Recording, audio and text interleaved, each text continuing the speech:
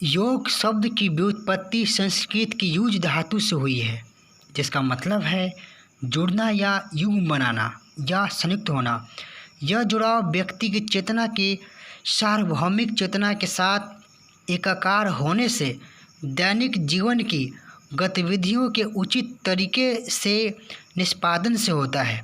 योग मन, शरीर और आत्मा के बीच तालमेल कायम होने और आध्यात्मिक अनुशासन से उनके एकाकार होने की मनोदैहिक क्रिया है।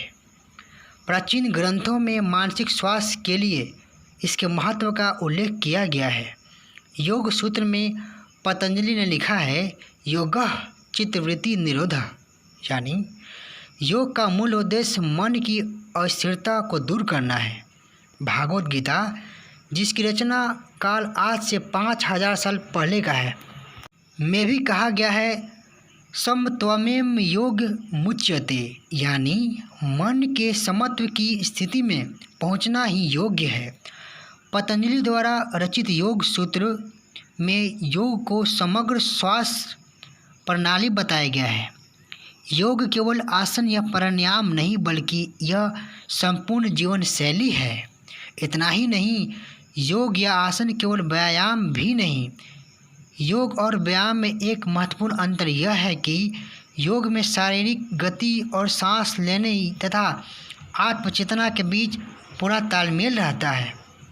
व्यायाम में शारीरिक अंगों में गतिशीलता, रफ्तार, मांसपेशियों का सामान्य संकुचन यानी आइसोटोनिक होता है, जबकि योगासन में यह स्थिति मंद और आइसोमेट्रिक होता है।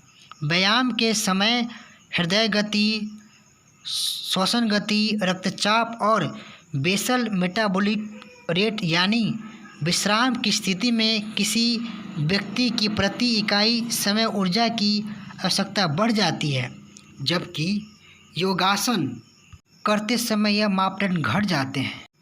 योग का अर्थ आमतौर पे विशेष रूप से पश्चिम में आसन या प्राणायाम से लगाया जाता है, लेकिन वास्तव में इसके अन्य कई घटक हैं, जिसे अष्टांग योग के नाम से जानते हैं।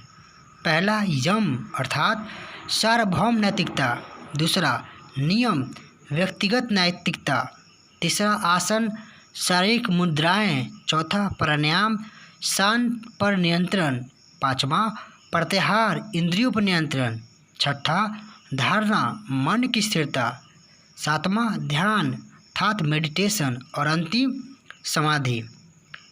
योग के अनुसार रोग की अवधारणा तैत्तिरीय उपनिषद के अनुसार स्थूल शरीर से सूक्ष्म शरीर तक मनुष्य का अस्तित्व पंचकोश यानी 5 अवयवों से मिलकर बना है। तो इस प्रकार है, पहला है अन्नमय कोश, दूसरा प्राणमय कोश, तीसरा मनोमय कोश, चौथा विज्ञानमय कोश और पांचवा आनंदमय कोश है। यौगिक ज्ञान के अनुसार बीमारियों का कारण ये चीज़ें होती हैं, जैसे तनाव, गलत खान पान, तीसरा गलत व्यायाम, चौथा गलत आदतें। रोग की उत्पत्ति मनोमय कोश से होती है। इस स्तर पर पसंद करने और पसंद न करने से मानसिक रोग यानी आदि की शुरुआत होती है। इस स्तर पर शारीरिक स्तर पर बीमारी का कोई लक्षण नहीं दिखाई देता। अज्ञान से मनुष्य गलत कार्य करता है, जैसे अस्वास्थ्यकर भोजन करना, अस्वास्थ्य परिसरों में रहना, दुष्टजनों के साथ बुरे विचार, चोट पहुंचाना आदि से शारीरिक रोग यानी व्याधियों की उत्पत्ति होती है।